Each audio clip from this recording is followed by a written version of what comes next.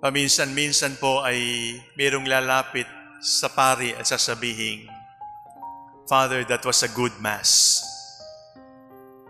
Paminsan-minsan mayroong lalapit at sasabihin sa akin na yung misa nila sa parish kahapon, ang galing po ng misa namin, Father. What do you mean when you say it was a good Mass? Anong ibig sabihin ng ang galing ng misa? Magaling yung kanta? Magaling yung homily? Maganda yung altar? Mabango yung insenso? Guwapo yung altar server? O guwapo yung pari? Kaya maganda yung misa? What makes you say that the Mass is good? And then my next question is there a Mass that is not good? Is there a Mass that is not rich? Is there a Mass that is low and not high? Truth be told, my dear brothers and sisters, is all Masses are good. Sapagkat ang galing ng misa ay hindi nasa guwapong pari o magaling na choir o modulated na lector o commentator. Ang galing ng misa ay hindi nanggagaling dito. The goodness of the Mass, the greatness of the Mass, the height and depth of the Mass does not come from human beings. Because the Mass celebrated at St. Peter's Basilica is as beautiful and as good as the Mass celebrated in our chapel in Pantal. There is no difference. Ang totoo po, kahit saan, kahit kailan, kahit sino ang nagmimisa, ang lahat ng misa ay magaling. Ang lahat ng misa ay kataas-taasan. Ang lahat ng misa ay maganda. Bakit?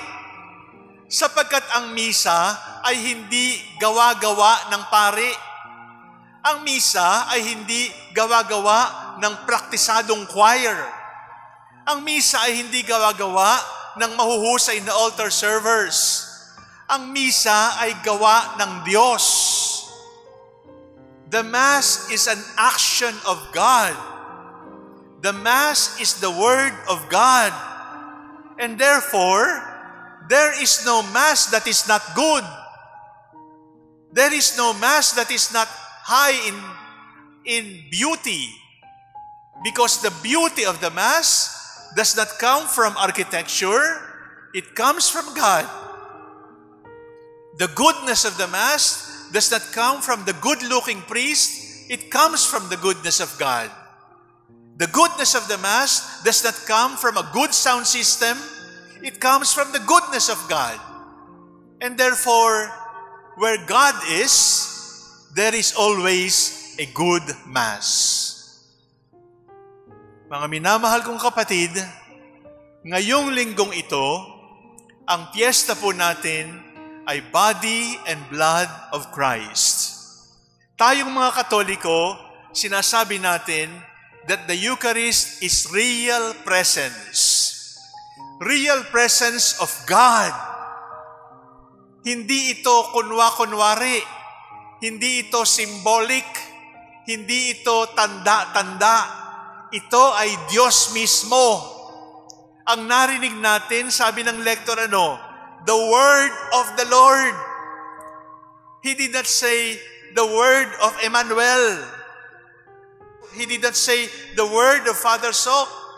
It is the word of the Lord. And if it is the word of the Lord, how can it not be good? If it is the word of the Lord, how can it be beautiful? If it is the word of the Lord, how can it not be deep and high?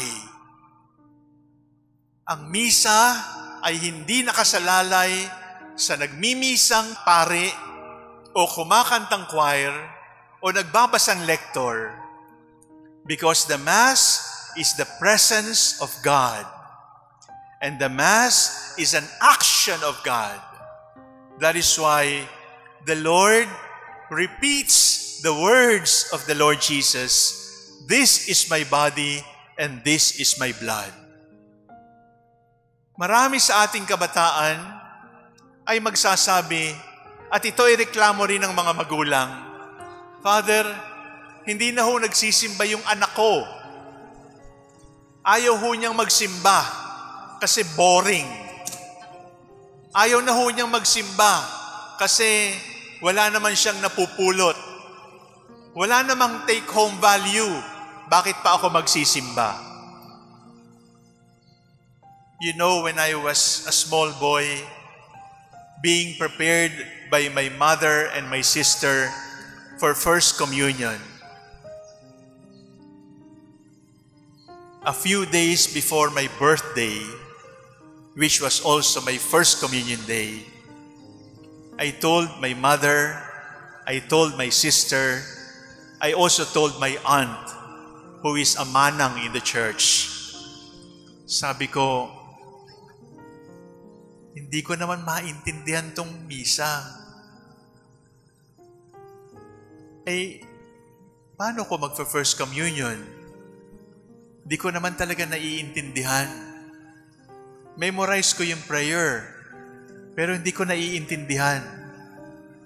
Nung maliit na bata ako, kapag nagsisimba, marami akong nilalaro sa simbahan.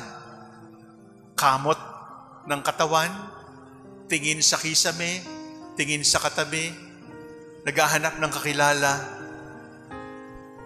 At sabi ko sa nanay, hindi ko naman ho maintindihan. And my mother said, "Magsimba ka lang.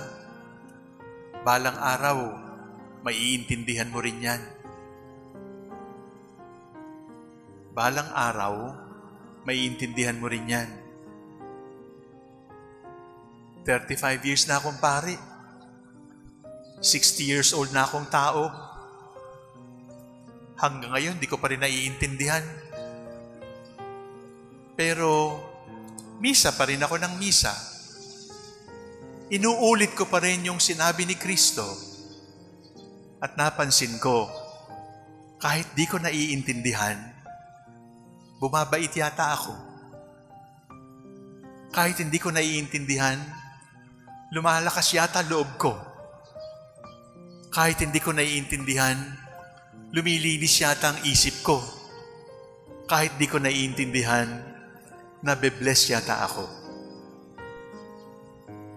That is the mystery of the Mass. Sa mga utos ni Kristo, sabi niya, patawarin mo yung mga kaaway mo. Napatawad na ba talaga natin? Sabi ni Kristo, ibigay mo lahat sa mahihirap. Binigay mo lahat sa mahihirap? Sabi ni Kristo, kapag sinampal ka ng isang pisngi, i-offer mo yung kaliwang pisngi. Ginawa na ba natin yon? Sabi ni Kristo, magtiwala ka, kahit ibigay mo lahat-lahat. Tingnan mo ang mga ibon, inaalagaan ko sila. Nagawa na ba natin yon? Hindi pa natin talaga nagawa yon. Ang kaisa-isang ginagawa lang natin, kahit di natin naiintindihan ay magsimba kahit di natin naiintindihan. And even if we are not able to understand, the Lord changes us slowly, slowly, slowly, because that is the mystery of the Mass. Mga minamahal kong kapatid, kung hindi po ninyo iintindihan kung ano talagang nangyayari sa misa, wag ho kayo mag-alala. Pati ako hindi ko rin naiintindihan. Pero ginagawa ko paulit-ulit yung utos ni Kristo. At nararamdaman ko, dahan-dahan, hinuhubog niya ako upang maging kamukha niya. We will not be able to understand the mystery of the Mass. If you're looking for entertainment, don't go to Mass. If you're looking for a joke, don't go to Mass. If you're looking for a priest who sings at the homily, don't go to Mass. Go to the bar. Go to the restaurants. Go to the movies. Eat ice cream. Sasaya ka. But for the Mass, make an act of faith. Just say, I believe. The crisis of our young people is not because the Mass is boring. It is not because the Mass is dry. It is because our faith is dry. Our faith is low. Our faith is almost dead. Because when your faith is strong, the Mass will be the most beautiful part of your day. You will not be able to understand. But just keep coming. Just keep receiving. Just keep repeating Amen. Even if you cannot understand, the Lord slowly will make you slowly like Him. And at the end of the day, isn't that what we want to be? To be like Jesus. Jesus Christ, the Son of God, was born for you and me. He came to bring the good news, from sin to set us free. The blind, the deaf, the lame, the poor, His power meant to see. He gave His life upon the cross, eternal life the key.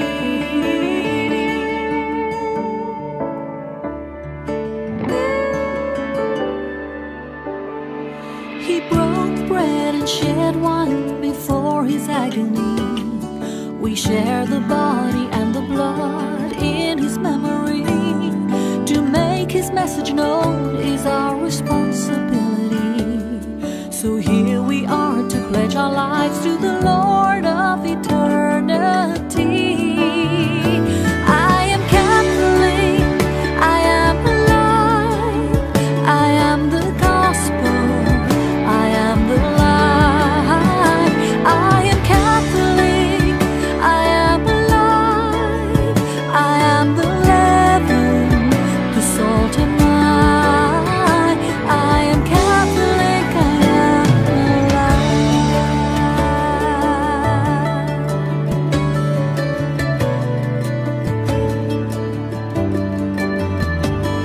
We carry Christ in our hearts, in what we do and say. We raise our voices, live the truth for those who've gone astray.